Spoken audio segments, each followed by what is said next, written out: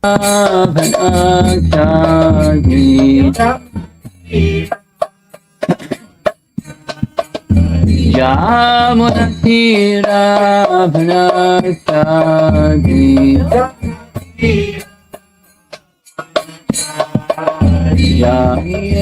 Radha Madhava Kunjabi Adi Jaya Madhava Kunjabi Jaya Radha Madhava Kunjabi Adi Jaya Madhava Kunjabi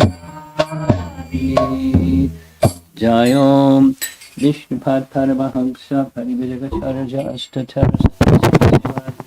His Divine Grace A.C. Bhaktivedanta Swami Srila Prabhupada ki Ananta Koti Vaishnavrinda ki Grantaraj Srimad Bhagavatam ki Gaur Pimanandi.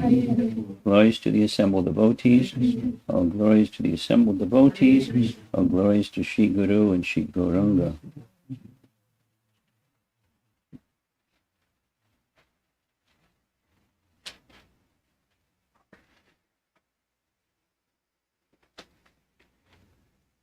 Reading Srimad Bhagavatam, Canto 1, Chapter 2, Text 15.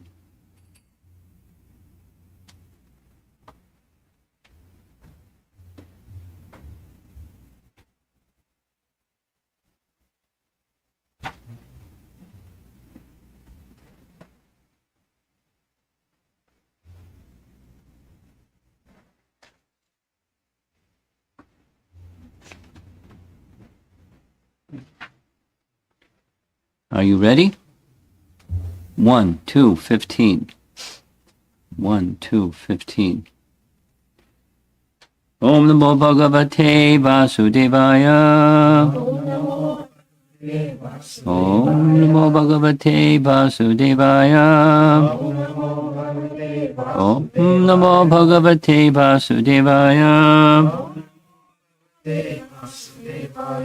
Yad Anudyasina Yukta Karma Grantina Bandhanam Chindanti Kovidas Tasya Kona Kuryat Kataratim Yad Anudyasina Yukta Karma Granti Nibandhanam Chindanti Kovidas Tasya Kona Kuryat Kataratim. With sword in hand, intelligent men cut through the binding knots of reactionary work karma by remembering the personality of Godhead. Therefore, who will not pay attention to his messages? Purport. The contact of the spiritual spark with the material elements creates a knot which must be cut if one wants to be liberated from actions and reactions of fruitive work. Liberation means freedom from the cycle of reactionary work. This liberation automatically follows for one who constantly remembers the transcendental pastimes of the personality of Godhead. This is because all the activities of the Supreme Lord, his Leela, are transcendental to the modes of the material energy. They are all attractive spiritual activities, and therefore constant association with the spiritual activities of the Supreme Lord gradually spiritualizes the conditioned soul and ultimately severs the knot of material bondage.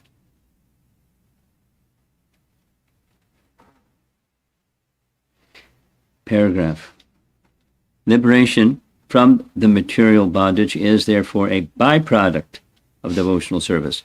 Attainment of spiritual knowledge is not sufficient to ensure liberation. Such knowledge must be overcoated with devotional service so that ultimately the devotional service alone predominates, then liberation is made possible. Even the reactionary work of the fruitive workers can lead one to liberation. Interesting statement. When it is overcoated with devotional service. Karma, overcoated with devotional service, is called karma yoga. Similarly, empirical knowledge, overcoated with devotional service, is called jnana yoga. But pure bhakti yoga is independent of such karma, again, because it alone can not only endow one with liberation from conditional life, but also award one the transcendental loving service of the Lord. Paragraph. Therefore, any sensible man who is above the average man with a poor fund of knowledge must constantly remember the personality of Godhead by hearing about him, by glorifying him, by remembering him, and by worshiping him always without cessation. That is the perfect way of devotional service. The Goswamis of Vrindavan, who were authorized by Sri Chaitanya Mahaprabhu to preach the bhakti cult, rigidly followed this rule and made immense literatures of transcendental science for our benefit. They have chalked out ways for all classes of men in terms of the different castes and orders of life in pursuance of the teachings of Srimad Bhagavatam and similar other authoritative scriptures. So one of the key concepts in this verse is the binding knot of reactionary work, and or parentheses karma. But it's not explicit, but implicit or implied that false ego is at work.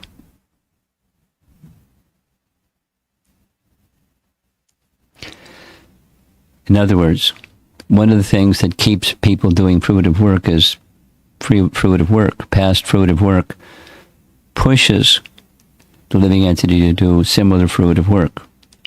As the modes mix, then their fruitive work might also mix from the past to the future or the present, but it's the past fruitive work that pushes. And behind that pushing, there's time, and one gets involved with time, the past, present, and future kind of time, instead of eternal time, due to false ego.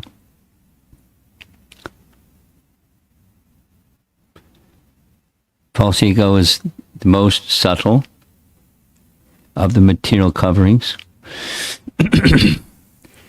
It's according to the process of creation that's described in Canto 3 and other places. The living entity that enters into the Mahatattva by the glance of Mahavishnu, the very first thing that happens is false ego receives and covers that living entity. And then other coverings and other coverings. At the very bottom is the false ego covering. And therefore it's the first thing that brings one to a material existence, and it keeps one in material existence, and the whole show keeps going by that force of false ego, or the misconceiving of oneself to be a product of matter. And sure enough, it's very strong. Sure enough, it's very strong. The idea of of karma yoga, outlined very briefly here, is people are attached to fruitive work, and so there's a process by which that fruitive work can be A and B. It can be engaged in according to the injunctions of Scripture, that is dharmic fruitive work, as opposed to adharmic or just whimsical fruitive work. So a dharmic person engages in fruitive work guided by dharma. But that guided by dharma is karma kanda, not karma yoga. And karma yoga is when, using Prabhupada's language here, it's coated with devotional service. That's the yoga part. Karma kanda becomes karma yoga. So it's a mix, another way of saying mixed bhakti, karma mishra bhakti, or karma yoga. And then in the yoga ladder, that when the pursuit of knowing who one is beyond the covering of the body and fruitive activities by the body comes gyan, or distinguishing, separating one's identity from the covering and the fruitive activities. So then one may become situated in jnana, pursuit of jnana, and jnana, when it's mixed or coated, using language here, with bhakti, then it's jnana yoga. So there are jnanis that aren't jnana yogis. There are jnanis that study the Vedas, and they're not jnana yogis, because it's coated with bhakti, jnana yoga. So a jnani isn't going to become situated in something that's stable, quite unstable. And then different. This jnani, that jnani, the other jnani, having this idea, that idea, the other idea, or conception.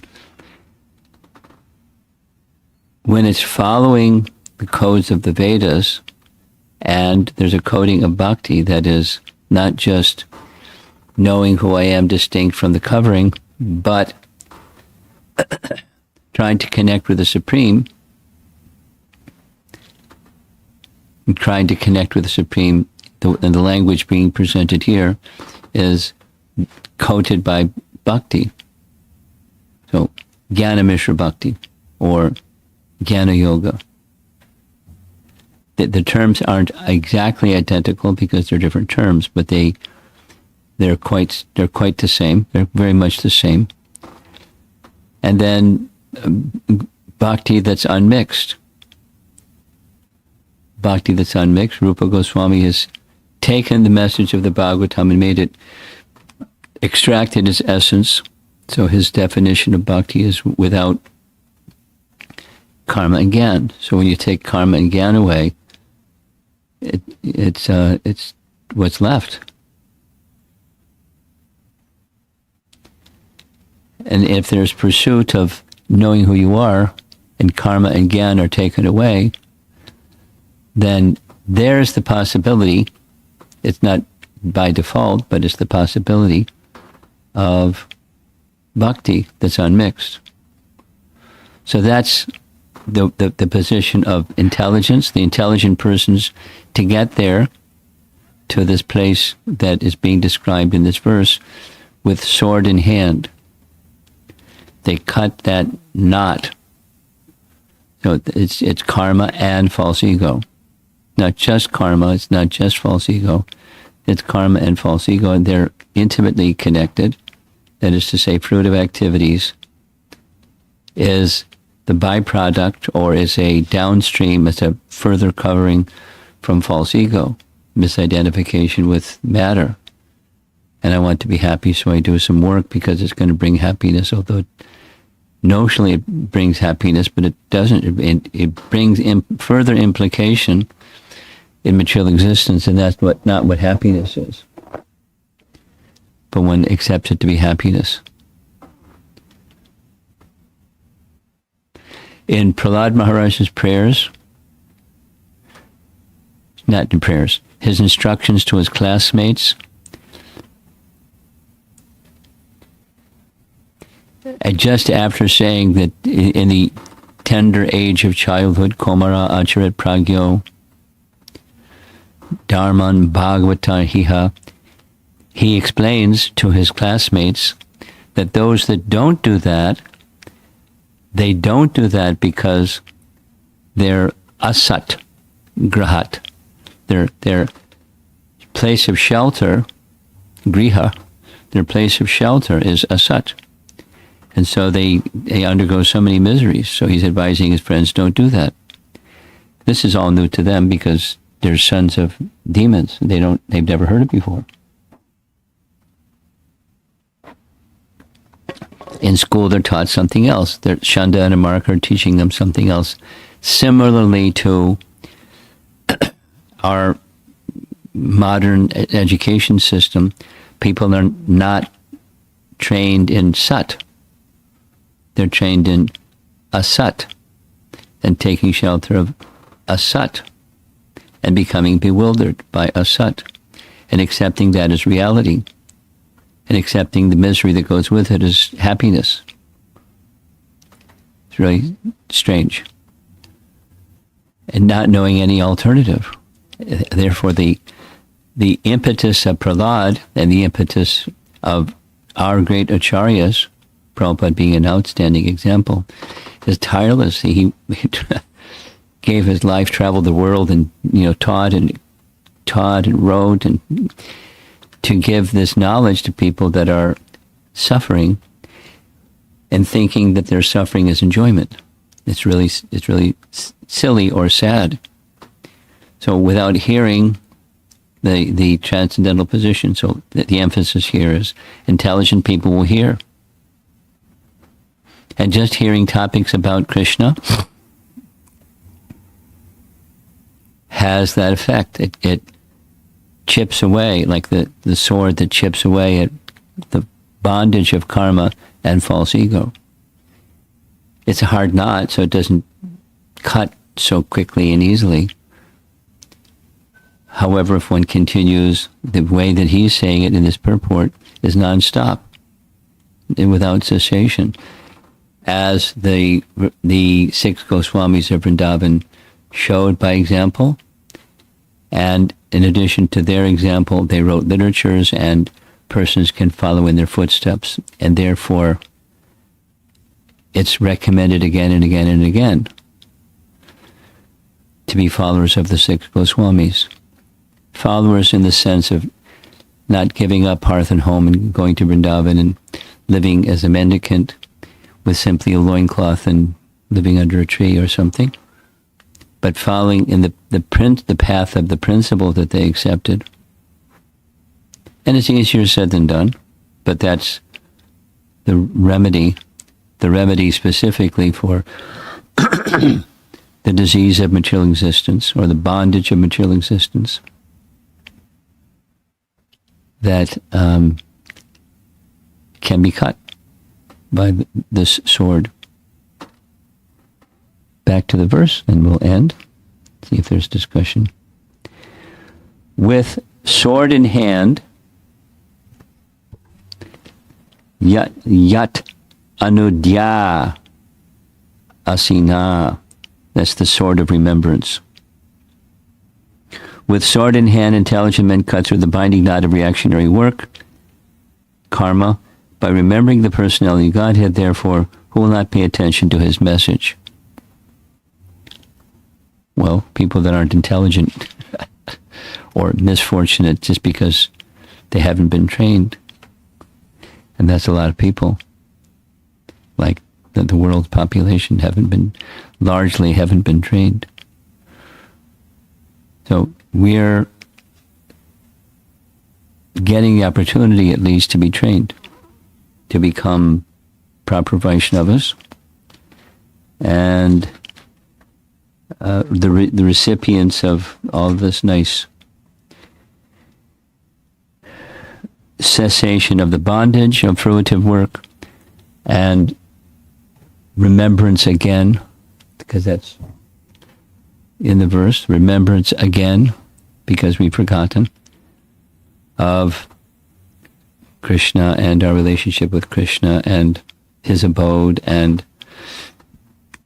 filling the mind and eventually filling the heart with the aspiration to achieve that, regain that position. Srimad Bhagavatam ki jai. Discussion.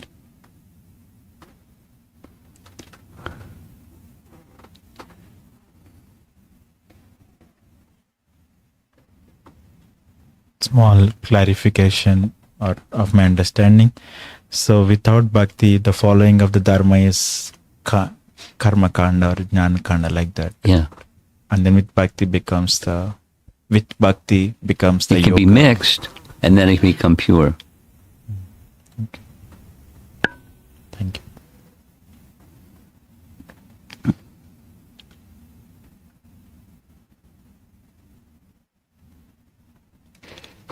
Here's an example. Not so long ago, it was the month of Kartik. And at the end of Kartik, there's Bhishma Panchika. And there was a group of devotees that were really getting into it. You know, what are the recommended austerities for Bhishma Panchika? And one devotee asked those who were trying to follow Bhishma Panchika, why are you doing this? And the answer was weight loss.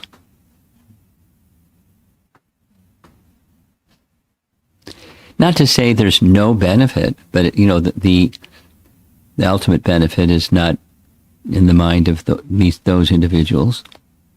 So doing Dharma is nice, but one should do Dharma with the right purpose. And even these are devotees, so they have a sense of the right purpose, but having a sense of and doing with that purpose are two different things.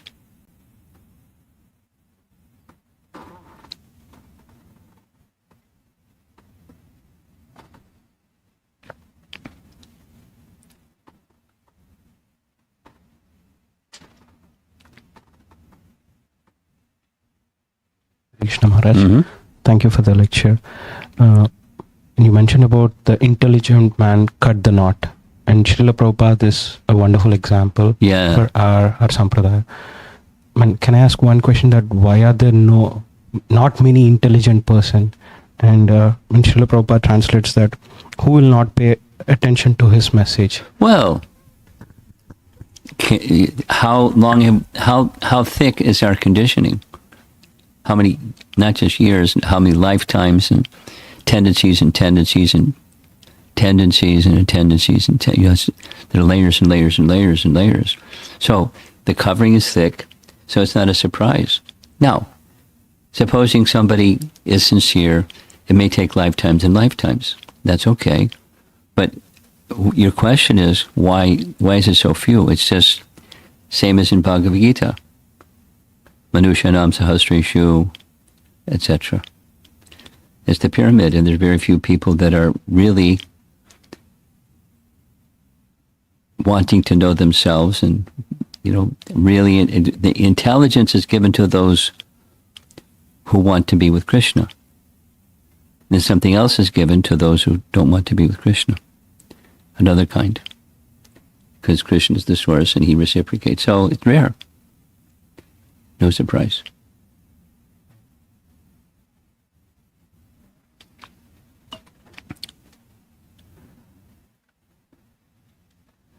There's a question online. Oh. Please explain a sentence from Srila Prabhupada's purport. Even the reactionary work of the fruitive workers can lead one to liberation when it is overcoated with devotional It's the dovetail principle. That is, you have something? No. The dovetail principle is, supposing I like music. So I can dovetail my music liking to music liking and kirtan. Some people do that. They mix music, and kirtan, and music, and so they can spiritualize the music propensity and so forth. Some people like cooking, some people like thising and thating, and so they can spiritualize by connecting at least some portion. They like earning money. Collect that tendency to direct that tendency. Some portion of their earning goes to Krishna, and then gradually, purification. Material can become spiritualized gradually. It's not instant.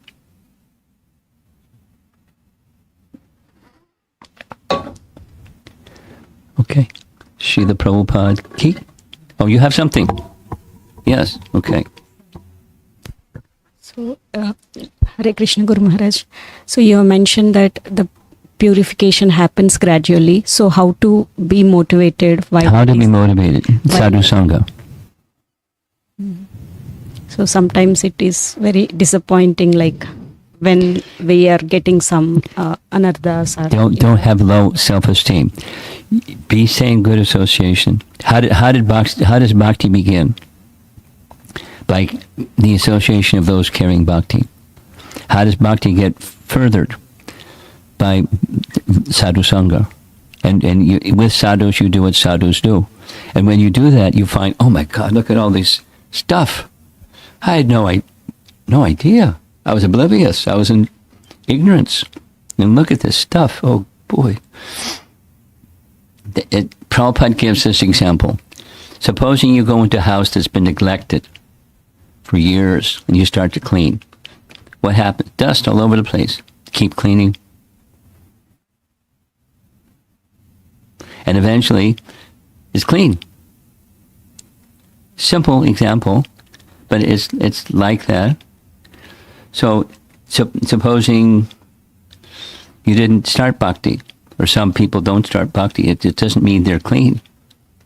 And you start cleaning, and there's stuff, and more, and there's more, and there's more. And then your standards of cleanliness become higher and higher, and you just keep, you stay with the process faithfully. So know what the process is and follow it faithfully. Welcome to the club, the Anartha Nivritti Club. Srila Prabhupada Ki Jai.